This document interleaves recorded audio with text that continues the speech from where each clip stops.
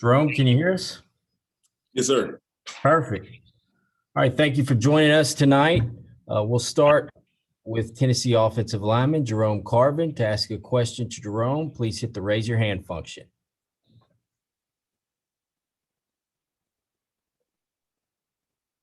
We'll start with Eric Kane, and then we'll go to David Ubbin. Hey, Jerome, just over halfway into spring practice so far, new offensive line coach, new coaching staff, new scheme. How would you say that you are adapting to this level of play on offense and, being coached by Glenn Ellerbe? Man, everything's been going great. It's been a transition early on, learning a new playbook, but man, we took strides, man. This offense is fast, tempo offense. So we got to learn quick. And it's really been going great this spring.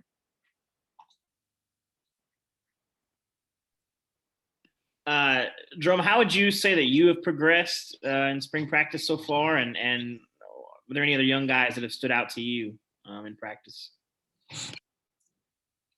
Well, I progressed. We're just really working on little things, man, small details, man, hand placement, man, just simple as getting 2 feet in the ground, man, on contact. That's just some things I've been trying to focus on, just harping on the little techniques and the fundamentals of being offensive lineman. Some young guys, man, you see flashes out of Spraggs. You see a lot of flashes out of even Kingston Harris. Man, Dane Davis has really been, man, he's had a great spring so far. Man, and, Coop, those guys right there, man, they're making a big stride this spring. So I'm glad they had a spring, man. This is great for them. Patrick Brown and Rob Lewis. Hey, Jerome, we talked to Coach Ellerbe after practice yesterday, and he mentioned that he had recruited you when you were coming out of high school. I guess he would have been at Missouri at the time. What do you remember about him as a coach then, and kind of what was it like having him come and be your coach now? Yeah, he was at Mizzou when he recruited me. Pretty much the same thing he's been harping on, man. He's big family guy. He's as an O-line coach, man, very detail-oriented. Harps on the little things as most O-line coaches are. Man, and he really emphasizes small things, man, very detailed things, that to separate yourself and that can really, man, boost your level of play. He mentioned that he was kind of glad that he didn't get you at Missouri, obviously, but he was glad to get a chance to coach you now. What was his first, I don't want to say reintroduction when he came to Tennessee? What was kind of one of the first things he said to you when he got the job here? Yeah, he was kind of like it, man. Everything's full circle, man. They recruited me really hard coming out of high school. Decided to come to Tennessee, man, and it's just my first conversation with it was just, man, picked up from where we left off, man, just came full circle. Jerome, you mentioned the up tempo. How much of a challenge has that been for the offensive lineman conditioning wise to get used to running as many plays in a game as Coach Heupel wants to run? Really hasn't been difficult.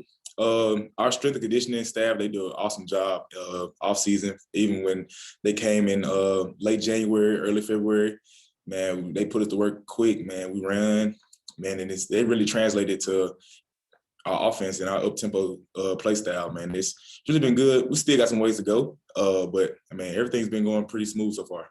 And just what's been the biggest difference as far as, X's and O's stuff, things that Coach Ellerbe and Coach Heupel emphasize that maybe you guys have to change how you do things on the offensive line? Mm-hmm.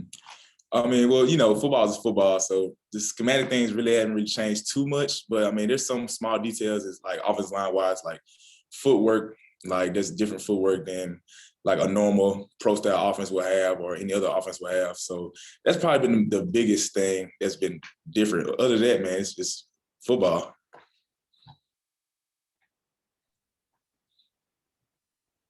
Vince, then Ben McKee. Jerome, talk about that group of running backs. Obviously, it's a little bit different group for a lot of people to see, but you have some big boys back there. Everybody's over 200 pounds. Give us your thoughts on blocking for some of those big guys back there. Yeah, man. Young group, man. I love those guys, man. They play hard, man. It's a young group, man, but they play together. Starting with Jabari Smalls, man. He's gonna be a good back, man. He's probably maturing. I mean, he's still a young guy, still a sophomore. So he's been practicing pretty well. D Beckwith, man, his big back, man. He runs like it too. So I love when D gets in there, man, changes up. man, Jalen Wright, he's gonna be a good kid. He's showing flashes, man. He's an exciting player. Tyon Evans, even he's an exciting player as well. You know, come from JUCO. So just that whole room, T. Hodge, you know what I'm saying, not leave out anybody. Like, man, that whole room, man, the room is gonna be exciting to watch. Yeah, Jerome, Coach talked yesterday about you playing guard and center. Do you have a preference, and kind of what does your workload look like in terms of trying to improve at both spots? Yeah, so right now I've been like you said, been playing mostly guard and center, the interior spots, and I mean that's pretty my preference. Interior, anything interior, I can play it. Don't really matter which side. But other than that, I mean, it's been. What was the second part of the question? I'm sorry. Just kind of how you manage working at both guard and center to improve, what that looks like. Oh yeah, it's similar. Yeah, so interior it's pretty much similar. Only difference with center, man, you just had the ball in your hand. But just been, like I said earlier, been trying to focus on small details, working hand placement, man, getting 2 feet in the ground, and overall just finishing. Gustavo, then Blake.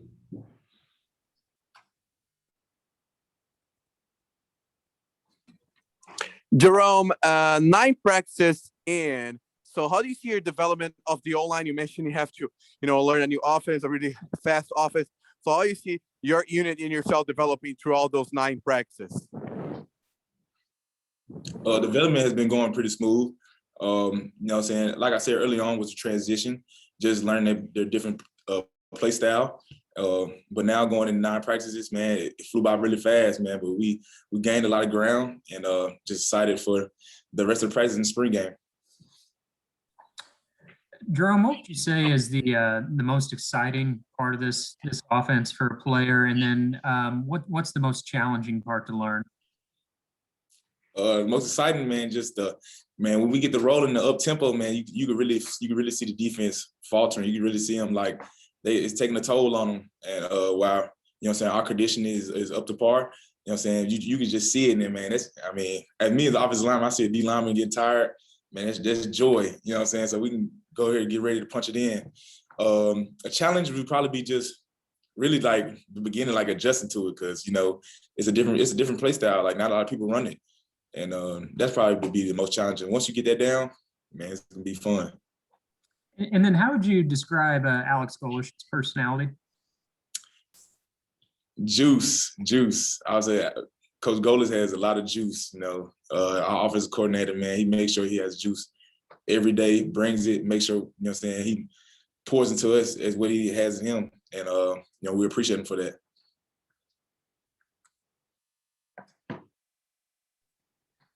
Wes, then David.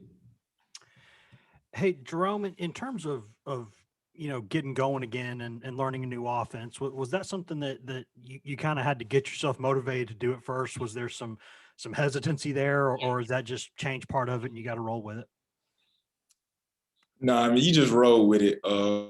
Man, playing football, man, it's still fun, man. It's a fun game. It's college. I have fun. I enjoy playing football. I enjoy learning. I feel like I'm a true student of the game, just from the X and O standpoint. I mean,